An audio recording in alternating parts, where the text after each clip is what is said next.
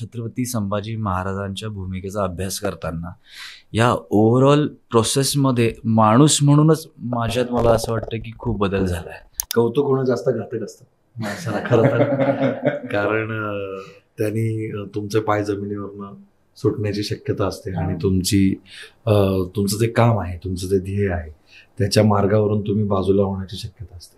किंवा अन्य पण अशी सिनियर मंडळी आहेत की मी जेव्हा कौतुक व्हायला लागतं तेव्हा आवर्जून त्यांच्याकडे जातो आणि त्यांच्या समोर बसतो आणि त्यांना सांगतो की हे घडतंय आता, तर ह्याच्यामध्ये माझं काय काय चुकतं ते सांगा, जेणेकरून मला माझ्या ध्येयापासून कोणी ध्येयापासून मी बाजूला नाही होणार. नमस्कार, मी प्रेरणा, तुम्ही बघताय सकाळ. एक गाथा एका महान योद्धाची, छत्रपती संभाजी महाराजांची, शिवरायांचा छावा या चित्रपटातून आपल्याला ती बघायला मिळणार आहे आणि त्याच निमित्तानं या चित्रपटाची टीम आपल्यासोबत आहे. खूप खूप स्वागत आहे तुमचं सकाळमध्ये. आणि मला असं वाटतं जोरदार चित्रपटाच्या प्रमोशनची सुरुवात झाली आहे, रायगडावरही ते झालं आणि आता काय काय प्रतिक्रिया सध्या ट्रेलर आउट झाल्यानंतर मिळतात, तर मला ती जाणून घ्यायचं सगळ्यात आधी. जय शिवराय सगळ्यांना. खूप छान प्रतिक्रिया येत आहेत आणि जसं आम्हाला अपेक्षित होतं की ही गाथा जी आहे, शिवरायांचा छावा ही जी कथा आहे, ही छत्रपती शिवाजी महाराज नावाच्या एका युवा राज्यकर्त्याची गोष्ट आहे. छत्रपती संभाजी महाराज ज्या पद्धतीने तारुण्यामध्ये त्यांनी संपूर्ण मराठा साम्राज्य सांभाळलं, त्यामुळे त्यांनी वयवर्ष 23 ते वयवर्ष 32 या त्यांच्या अल्प कारकिर्दीमध्ये एवढा मोठा पराक्रम करून ठेवला की ते आपल्या सगळ्यांसाठी युथ आयकन आहेत. तर अशा छत्रपती संभाजी महाराजांची ही कथा जेव्हा आम्ही मांडायचा प्रयत्न करतो आहोत, तेव्हा स्वाभाविकपणे युवा वर्गाकडून खूप पॉझिटिव्ह आणि खूप मोठ्या प्रमाणावर प्रतिसाद मिळतो आहे आणि खूप मोठ्या प्रमाणावरती लोकांना हा चित्रपट पाहायचा आहे. अर्थातच छत्रपती शिवाजी महाराजांचा आशीर्वाद, आऊसाहेबांचा आशीर्वाद त्याच्या मागे आहे आणि आपण जे सादर करू शकलो आहोत शिवराज अष्टकाच्या रूपाने, त्याची पण एक पुण्याई त्याला लाभली आहे. परंतु हा एक स्वतंत्र चित्रपट आहे, तरीसुद्धा युवा वर्गाकडून विशेषतः जो काही प्रतिसाद मिळतो तो अगदी लक्षात येण्याजोगा आहे. एक असा प्रश्न की संभाजी महाराजांवर चित्रपट करत असताना, अर्थात तुम्ही त्यासाठी, कारण तुम्ही कोणताही चित्रपट करत असताना सखोल अभ्यास असतो तुमचा, तर त्यासाठी केलेलं वाचन असेल, त्यासाठी रिसर्च असेल, त्या दरम्यान तुम्हाला संभाजी महाराजांबद्दल काय वाटत होतं? मला असं वाटत होतं की तसं लहानपणापासून बऱ्यापैकी शिवकालावरचं वाचन झालेलं आहे, पण कित्येक जी तथ्य आहेत, फॅक्ट्स आहेत, ज्या नव्याने समोर येत होत्या, नव्याने म्हणजे पुन्हा एकदा अरेच्छा हे आपण विसरून गेलो होतो का काय, असं अनेक ठिकाणी झालं आणि त्या खूप प्रकर्षाने जाणवल्या की आपण ह्या गोष्टी मांडल्या पाहिजेत. जसं त्यांचं अल्प कालावधीतलं कारकीर्द जी आहे ती अत्यंत तारुण्यातली आहे, ही फॅक्ट जी आहे ती आपण त्यांच्या पराक्रमामुळे ना आपण इतके दिपून जातो की अशा छोट्या छोट्या फॅक्ट्स ज्या आपल्याला मदत करण्यात जगायला, त्या आपण कुठेतरी त्या हरवतात आपल्याकडनं. की तो पराक्रम इतका मोठा आहे की आपल्याला असं वाटतं की अरे छत्रपती संभाजी महाराज, रौद्रशंभू, आपण त्यांना ज्या उपाधी सगळ्या दिलेल्या आहेत, सर्जा, रणधुरंदर, तर या सगळ्यामध्ये ते कवीसुद्धा होते. त्यांनी 6 महाकाव्य लिहिली आहेत. बुधभूषणासारखा ग्रंथ लिहिलेला आहे जो 17व्या वर्षी लिहिला आहे त्यांनी. तर तो राजकारणावरचा अप्रतिम ग्रंथ मानला जातो. तर अशा सगळ्या ज्या फॅक्ट्स आहेत त्या पुन्हा पुन्हा उलगडत गेल्या समोर आणि त्यामुळे असं वाटलं की हे सातत्याने सांगायला पाहिजे. छत्रपती शिवाजी महाराज जेवढे अपरमप्रतापी होते तेवढेच त्यांच्या तेजाचा अंश असलेले छत्रपती संभाजी महाराज सुद्धा होते. ही फॅक्ट जगासमोर मांडण्याची गरज आहे असं मला वाटलं. भूषण, तुला प्रश्न असा की एक काळ असतो जेव्हा आपण वाट बघत असतो की काहीतरी आपल्या हाती यावं काम, तो काळ आणि त्याच्यानंतर थेट असा चित्रपट मिळणं, इतकी महत्त्वाची आणि जबाबदारीपूर्ण भूमिका मिळणं, तेव्हा आपण पूर्णपणे तो काळ जी वाट बघत असतो तो झोकून देतो. त्याच्या तुझ्या बाबतीत झाले का? होय होय, अर्थातच माझ्या म्हणजे एकंदरीत माझ्या कलेच्या क्षेत्रातला माझा जो प्रवास आहे, आपण सगळेच बऱ्याच वर्षापासून एकमेकांना ओळखतो, त्यात अनेक उलाढाल किंवा अनेक अडचणी, त्यातनं प्रवासातनं मार्ग काढत काढत इथपर्यंतचा जो काही वैयक्तिक प्रवास आहे, त्यात असं सातत्याने वाटायचं की आपल्या आयुष्यात म्हणजे या जन्मी आलेल्याचं काहीतरी एक मिनिंग असेल, की काय ध्येय काय आहे आपलं. कुठेतरी बालपणी जी काही देवाने बुद्धी दिली असेल कलेच्या क्षेत्रात येण्याची, त्यातनं इथवर आल्यानंतरचा जो काही प्रवास आहे हा ज्यावेळी कधीतरी एकांतात डोळ्यासमोर यायचं त्यावेळी असं वाटायचं की काय ध्येय आहे माझं या आयुष्यात.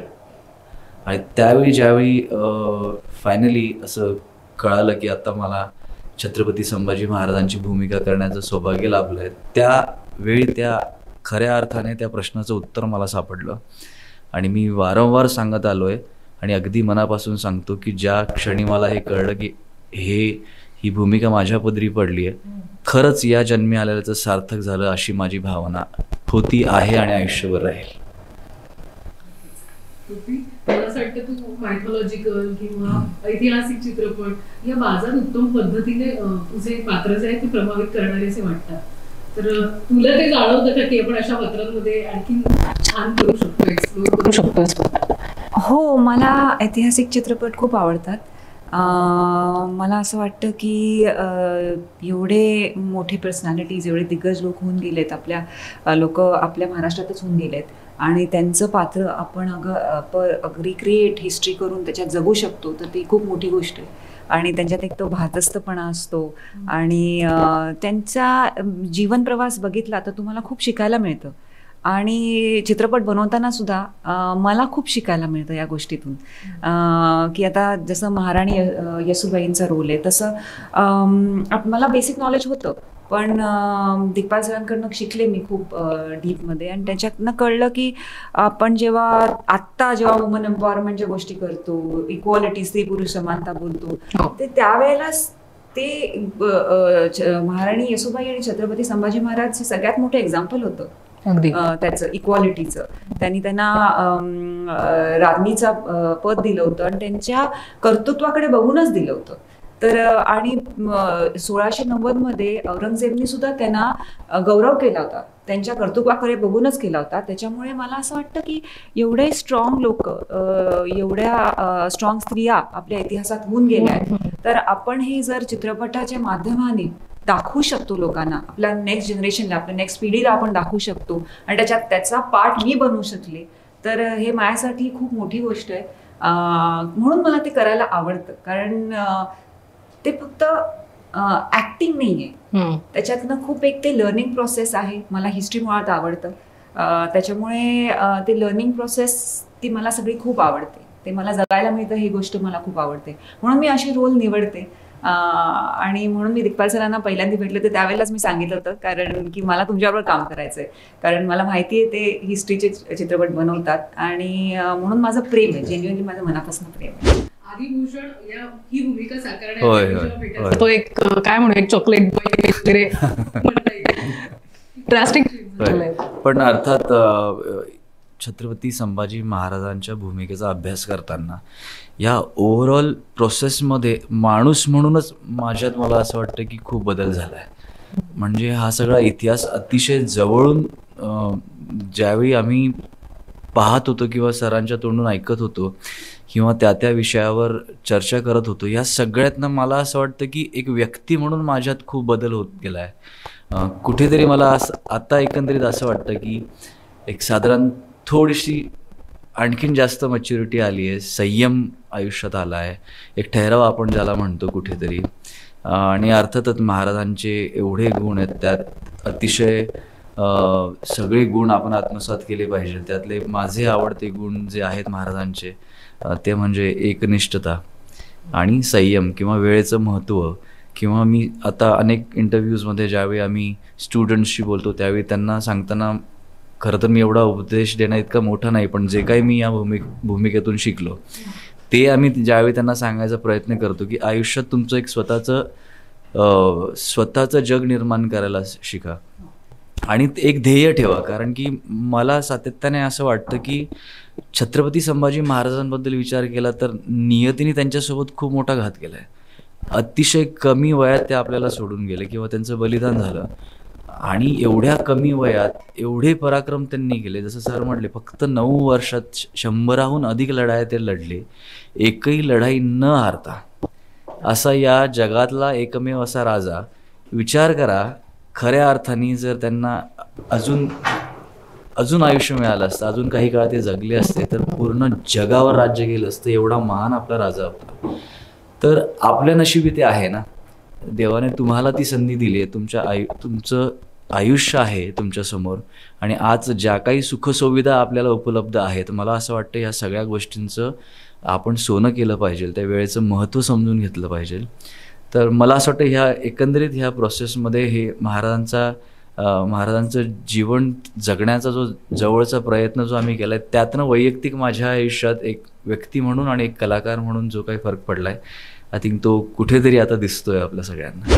दादांसोबत पूर्ण टीमसोबत पावनखिंडपासून सिनेमा, त्याच्याही आधीपासून, पण पावनखिंडमध्ये मी शंभूसिंग जाधवरावांची भूमिका साकारली. त्याच्यानंतर शेर शिवराज आणि सुभेदारमध्ये मी बाजी सर्जेरावांची भूमिका साकारली. हे सगळं साकारत असताना मी महाराजांचं फार जवळचं पात्र, जिजाऊंच्या घरातलं पात्र असं ते, आणि आपण मुळात लहानपणापासून हे सगळे संस्कार घेत आलो. सर ते करताना खूप मजा होती. हे करता यावेळेला मला धप्पा होता की यावेळेला तुला अपोजिशन टीममधून तुला हे करायचंय, पण तो गुप्तहेर होता. सो अगेन आपल्याकडचे गुप्तहेर म्हणजे बहिर्जी नाईक आणि त्यांची संपूर्ण टीम होती. तसंच हे जेन्युइन पात्र होतं, फक्त ते अपोजिट टीम मध्ये मला ते औरंगाच्या टीम मधून मला ते साकारायचं होतं. सो थोडंसं सुरुवातीला म्हणजे त्रास होता की माझ्या शंभू महाराजांसमोर जाऊन मी कसं असं बोलू शकतो, कारण ते उद्दामपणाचं प्रतीक असणारं म्हणजे ते औरंगजेब हा एक उद्दाम होता, आणि त्याची संपूर्ण जे मुघलशाही सगळी उद्दाम होती. त्याच्यामुळे कुठलाही गया नाही, हे नाही, दया नाही कुठल्याही गोष्टीमध्ये. सो ते सगळं घेऊन मला शंभू महाराजांसमोर, ज्यांची आपण पूजा करतो, ज्यांना आपण मानतो, सो ते पात्र धमकीचं पत्र घेऊन जातं, असं एक सीन आहे. आणि तो एकदम उद्दामपणे जातो आणि आपल्या भगव्या झेंड्याकडे पण बघतो, तेही माझ्याकडून होत नव्हतं. मोठं चॅलेंज होतं. त्याच्या आपण ते ज्या गोष्टीला आपण पुजतो त्या गोष्टीला आपण तिरस्काराने बघायचं, तर पण एक नट म्हणून ते करायचंय तुला, आणि हे सगळे पात्र पोचवणं तर तेवढ्या ताकदीनं गरजेचं होतं. सो ते सगळं छान सरांनी काढून घेतलं आमच्याकडून, आणि तेवढंच मला त्रास होत होता. पण जेव्हा त्यांनी मला पटवून दिलं की एक नट म्हणून तुला काय जबाबदारी आहे, तर ते करताना मला अडचणी नाही म्हणता येणार, पण उर्दू भाषा होती, तर त्या सगळ्या गोष्टी होत्या, आणि गुरुवारी असल्यामुळे आम्हाला काही प्रॉब्लेम नाही आला, तसा मजा झाली. सुपर. पण देखभाल सर सगळे असे भरभरून कौतुक करतात तेव्हा कसं वाटतं, कारण तुम्ही फक्त दिग्दर्शक नाही पण त्यांच्या सोबत ठामपणे असतात, आणि प्रत्येक वेळी प्रोसेस असते ना, ज्या प्रोसेसमध्ये आम्ही जेव्हा सगळेजण जेव्हा इन होतात, सो प्रत्येकाला हाताला धरून त्या सगळ्या गोष्टी शिकवल्या जातात. मुळात इतिहास आणि म्हणजे आपण ज्या गोष्टी करतोय त्या किती महत्त्वाच्या आहेत आणि किती प्रामाणिकपणे आपल्याला ते पोचवायचं, त्या सुरुवात इकडून होते. त्यामुळे आम्ही आपसुक सगळे नाही, कौतुक होणं जास्त घातक असतं माणसाला खरं तर, कारण त्यांनी तुमचे पाय जमिनीवरनं सुटण्याची शक्यता असते, आणि तुमचं जे काम आहे, तुमचं जे ध्येय आहे, त्याच्या मार्गावरून तुम्ही बाजूला होण्याची शक्यता असते. त्यामुळं जेव्हा जेव्हा असं कौतुक होतं, तर त्याच्यातल्या कुठल्या चांगल्या गोष्टी आहेत त्या आपल्याकडनं रिपीट होत राहिल्या पाहिजेत. आणि त्याच्यात कुठे मी असं शोधत असतो, कुठे काहीतरी माझ्यातली उणीव सापडतीये का, की हे आता पुढच्या वेळेसपासून जरा आपण सुधारूया. तर हे जास्त मला असं वाटतं, कारण कौतुक व्हायला लागलं की मी जरा घाबरतो खरं सांगायचं. कारण मला भीती तीच असते की आपल्या डोक्यात नाही जायला पाहिजे ते. आणि माझ्या सुदैवाने माझ्या आजूबाजूला अशीही माणसं आहेत, म्हणजे हे जसे मित्र आहेत तसे असे म्हणजे कौतुक करणारे मित्र आहेत, किंवा अप्रिशिएट करणारे, घाबरणारे असे मित्र आहेत. तर तसे माझे गुरु आहेत प्राध्यापक शामराव जोशी, ज्यांच्याकडे मी व्हॉइस कल्चर शिकतो, किंवा अन्य पण अशी सिनियर मंडळी आहेत की मी जेव्हा कौतुक व्हायला लागतं तेव्हा आवर्जून त्यांच्याकडे जातो आणि त्यांच्या समोर बसतो आणि त्यांना सांगतो की हे घडतंय आता, तर ह्याच्यामध्ये माझं काय काय चुकतं ते सांगा, जेणेकरून मला माझ्या ध्येयापासून कोणी ध्येयापासून मी बाजूला नाही होणार डोक्यात हवा जाऊन की मग सगळे चांगलंच बोलतायत माझ्याबद्दल. तर अशा वेळी थोडं सावध असावं माणसाने. छान टिप शेअर केली पण त्यांनी की तुम्ही कसं जमिनीवर राहता येईल त्यासाठी हे उत्तम प्रोसेस. कारण शेवटी काय आहे की हे मी खरं तर खूप वाईट लेसन मधनं शिकलो, चुकीच्या लेसन मधनं शिकलो की जसं पावनखिंडला प्रमोद का आपला सोडून गेला, तर प्रमोद गेल्यानंतर मी शिकलो की तो माझ्याच वयाचा होता आणि पावनखिंडसारखा सिनेमाचं संकलन करून तो आपल्याला सोडून गेला. तर त्यावेळी मी शिकलो की आयुष्य क्षणभंगुर आहे. मी खूप वेगळ्या नोटला बोलतोय खरं तर अचानक, पण शेअर करतो आज या मंचावर सामच्या की सकाळच्या की त्या दिवशी त्या क्षणी मला कळलं, कारण माझ्या डोळ्यासमोर घडलं सगळं कोविडच्या दुसऱ्या लाटेमध्ये. तर त्या क्षणी कळलं की क्षणभंगुर आहे आयुष्य आणि तुमचं काम शिल्लक राहणार. तर त्यावेळी फक्त कौतुक झेलून त्याच्या आनंदात मग्न राहणं आणि मग कामापासून लांब जाणं, याच्यामुळे काय होणार आहे की जर अशी वेळ आलीच दुर्दैवाने की अवेळी तुम्हाला पुढे जावं लागलं, तर त्यावेळी तुमचं काम मागे शिल्लक राहणार. आपल्या मोठमोठ्या संतांनी पण ते सांगितलं. आणि आज आपण ज्या चित्रपटाबद्दल बोलतोय त्या छत्रपती संभाजी महाराजांनी तर करून दाखवलं की त्यांचं काम शिल्लक राहिलं. त्यांनी अत्यंत अल्पवयामध्ये जगाचा निरोप घेतला. तर त्यामुळे मला असं वाटतं कौतुक व्हायला लागलं की आत्मपरीक्षण फार गरजेचं आहे, हे माणसाने लक्षात ठेवलं पाहिजे. नक्कीच. आणि मला असं वाटतं प्रत्येक तुमचे कलाकार जे तुमच्यासोबत काम करतात त्यांनाही बऱ्याच गोष्टी या दिग्पाल सरांकडून शिकायला मिळत असतील. आणखीन एक प्रश्न असा की हिंदीतही ऐतिहासिक चित्रपट किंवा त्यांनाही प्रभावित होता येतं अशा पद्धतीची कथा असेल, तिथे कुठेतरी तो प्रयोग होत असताना आपल्या इतिहासाची मोडतोड होऊ नये एक भीती असते का? की एक, कारण तुम्ही एक अभ्यासू कलाकार म्हणून त्याकडे कशा पद्धतीने बघता? हिंदी चित्रपटसृष्टीच्या बाबतीत बोलायचं झालं तर ती बऱ्यापैकी स्टार ड्रिव्हन इंडस्ट्री आहे. जशी मराठी चित्रपटसृष्टी ही संपूर्णपणे कंटेंटवर आधारित आहे. म्हणजे मला अभिमान वाटतो की कुठल्याही हिरोसाठी किंवा हिरोईनसाठी आपल्याकडे गोष्टी अजून सुद्धा घडत नाहीत. जशी मल्याळम चित्रपटसृष्टी आहे की ती कंटेंट ओरिएंटेड आहे, तिथे कथा कुठली याला जास्त महत्त्व देतात. तसंच मराठी चित्रपटसृष्टीतले आपले रसिक मायबाप जे आहेत मराठी, ते सगळे कथेला, कंटेंटला, तुमच्या सांगण्याला, तुम्ही काय आशय देऊ इच्छिता त्याला महत्त्व देतात. त्याच्यामुळे आपण सातत्याने त्याच्या मागे धावतो. पण हिंदी चित्रपटसृष्टी ही स्टार ड्रिव्हन असल्यामुळे त्यांच्या स्टारडमला जास्त महत्त्व असतं. तिथे त्या स्टारला कसं प्रेझेंट करता येईल याला महत्त्व असतं. तर हे करत असताना कधी कधी असं जाणवतं अभ्यासक म्हणून, चित्रपटाचा अभ्यासक म्हणून किंवा विद्यार्थी म्हणून, की त्या नादामध्ये ते कथेची मोडतोड करतात. म्हणजे सामाजिक चित्रपट असू दे किंवा आपल्याला बघताना जाणवतं की अरे इथे जरा चांगला होऊ शकला असता अजून, पण फक्त नटाला वेटेज देण्याच्या भानगडीत गडबड झालेली आहे. तर हे आणि ऐतिहासिक जर तिथे कथा असेल तर मात्र अजूनच जीव घाबरा घुबरा होतो आपला. कारण ज्या पद्धतीने मांडलं जातं त्याच्यामध्ये पुन्हा तेच होतं की मग समजा कुठलं तरी एक महत्वाचं सरदाराचं पात्र असेल, ते शिवाजी महाराजांपेक्षा जास्त वेटेज घेतं का काय त्या चित्रपटामध्ये, असं व्हायला लागतं. तसं नाहीये. म्हणजे शिवाजी महाराजांच्या इतकंच मावळ्यांनाही महत्व आहे हे जरी मान्य असलं तरी शेवटी छत्रपती शिवाजी महाराजांनी भगव्या ध्वजाखाली सगळ्यांना एकत्र केलं आणि स्वराज्य घडवलं. तर हे पण आपण विसरता कामा नये. तर हे तिथं काय म्हणतात सहजपणे विसरलं जातं, कारण त्यांच्या दृष्टीने ती एक उत्तम कथा असते आणि ती उत्तम कथा जी आहे ती मांडायला सोपी असते. आणि मग त्यामुळे आपण आतापर्यंत आलेले जेवढे म्हणून हिंदी चित्रपट पाहिले ऐतिहासिक, तर त्यातला एखाद दुसरा अपवाद वगळता बाकी सगळे फसलेले किंवा इतिहासाची मोडतोड त्याच्यामध्ये, त्याला इतिहासाच्या सत्वाला धक्का लागला असं झालेलं आपल्याला दिसतं. त्याचं कारण मला ते वाटतं इथे चित्रपटाचा विद्यार्थी म्हणून. तसंच सुदैवानी अजूनपर्यंत मराठीत नाही आहे, त्यामुळे आपण चांगल्या पद्धतीने मराठी चित्रपट मांडू शकतो.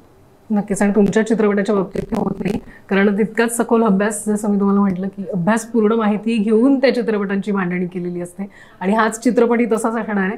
खूप खूप शुभेच्छा तुम्हाला सगळ्या टीमला. आणि जाता जाता काही या निमित्तानं प्रेक्षकांना सांगू इच्छितो कोणी? प्रेक्षकांना एवढंच सांगू इच्छितो की छत्रपती संभाजी महाराजांचा सिनेमा येतोय. हा सिनेमा पाहणं आपल्या सगळ्यांची जबाबदारी आहे, ज्यांच्यामुळे आपण आज गर्वाने मान वर करून चालतो, ज्यांच्यामुळे आपली छाती फुलून येते, ज्यांचं नाव ऐकलं की आपलं रक्त सळसळतं, ते होते म्हणून आपण आहोत खऱ्या अर्थाने. मला असं वाटतं ही आपली जबाबदारी आहे. काळाच्या ओघात कुठेतरी मला सातत्यानं असं वाटतं की छत्रपती संभाजी महाराजांच्या इतिहासाला आपण आजवर न्याय दिलेला नाही आहे. आता पहिल्यांदा असं घडतंय की छत्रपती संभाजी महाराजांच्या इतिहासावर एक संपूर्ण सिनेमा येतोय. तर मला असं वाटतं की आपण सगळ्यांनी ही जबाबदारी उचलावी आणि प्रत्येकाला, आपल्या आयुष्यातल्या प्रत्येकाला हा सिनेमा पाहायला लावा. आपला हा इतिहास आपल्या मुलाबाळांना दाखवा, आपल्या येणाऱ्या पिढीला दाखवा, आईवडिलांना दाखवा. आपल्यासाठी ही गर्वाची गोष्ट आहे. त्यामुळे 16 फेब्रुवारी हा फक्त फिल्म रिलीज होते म्हणून नाही, तर एक सोहळा म्हणून साजरा करा, ही माझी तुम्हा सगळ्यांना आग्रहाची विनंती. महाराष्ट्रातील सर्व बातम्यांचे विश्वासार्ह व्यासपीठ. सकाळच्या सर्व सोशल मीडिया प्लॅटफॉर्मला लाईक, फॉलो आणि सबस्क्राईब करा. तसंच सर्व नोटिफिकेशनसाठी बेल आयकॉन प्रेस करायला विसरू नका.